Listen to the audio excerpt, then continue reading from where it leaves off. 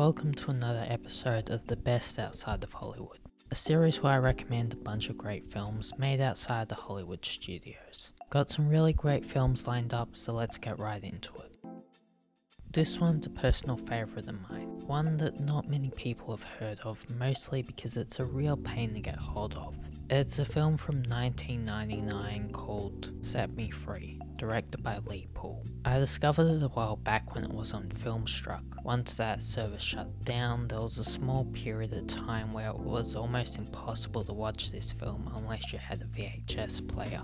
But just recently it became available through Criterion's new streaming service, so I thought it might be a good time to bring it up. It's a very beautiful, sad, and sometimes disturbing coming-of-age story that's very open in what it explores. I don't exactly know how to describe why I connect to this film so much.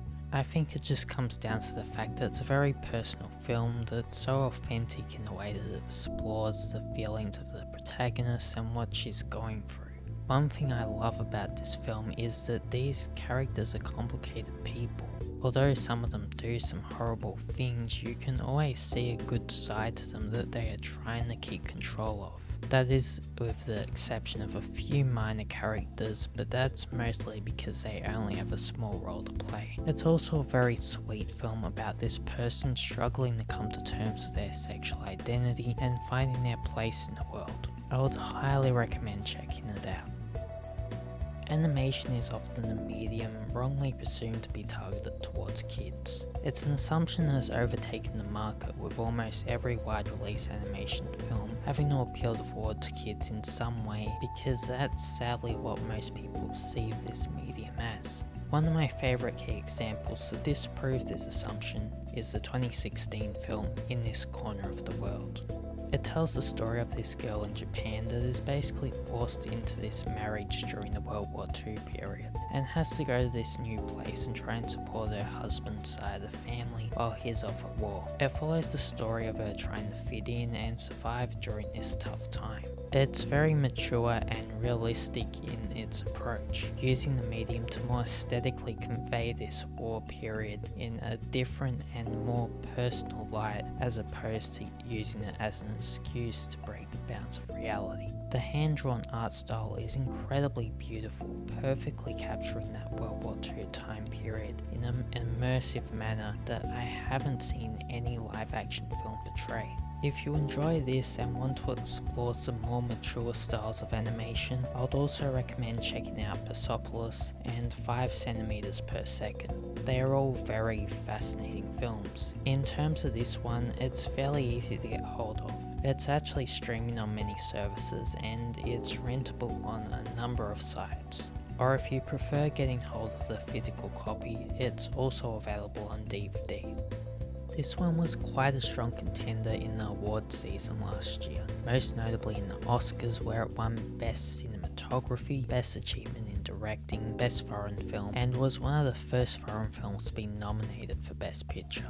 I am of course talking about Roma, directed by Alfonso Cuarón, most known for his work on some incredibly well-made blockbuster films such as Gravity, Children of Men, and Harry Potter and the Prisoner of Azkaban. Roma is arguably one of his most groundbreaking films so far. It feels real and authentic in a way that very few other films have. I don't think this is a perfect film by any means. On rewatch, I actually discovered a few aspects that I feel dampen my experience a little. But overall, I think it's a pretty groundbreaking film that everyone should watch at least once in their lifetime. It's available on Netflix as one of their original films, so you may as well check it out.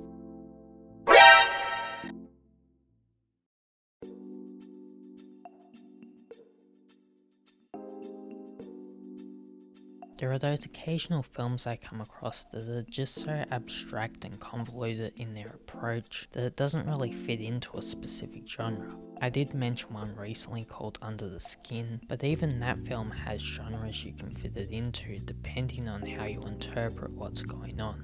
Alejandro Jodorowsky's 1973 film The Holy Mountain is in every sense of the word an experimental and unique film. This director clearly does not care about an accessible experience. He he does things exactly the way he wants. There were some scenes that he really shouldn't have been allowed to shoot, but he somehow got away with it. This kind of creative control allows him to establish the narrative in a very artistic fashion that makes for a thoroughly entertaining experience. I've seen this film 2 times and I still don't exactly know what it's about. There are some scenes that individually I have built an interpretation around what he was trying to convey, but as a whole I still have no clue what this film is about. That aspect of it is part of the fun with this experience. It's a puzzle that's going to take multiple viewings to piece together, which is presented in a way that serves as a very fun and fascinating experience to come back to. If that sounds like something you would like, then I'd strongly encourage you to check it out. They have this really awesome DVD that comes with a commentary track and special features in this really nice cardboard packaging. It's incredibly expensive, approximately $35 in Australia, but the ideal way to view it if you can afford that option. That's all I've got for now. I hope out of that selection you found something that looks potentially interesting. If you did, then I've achieved my goal. Thank you so much for watching, and I'll see you next time.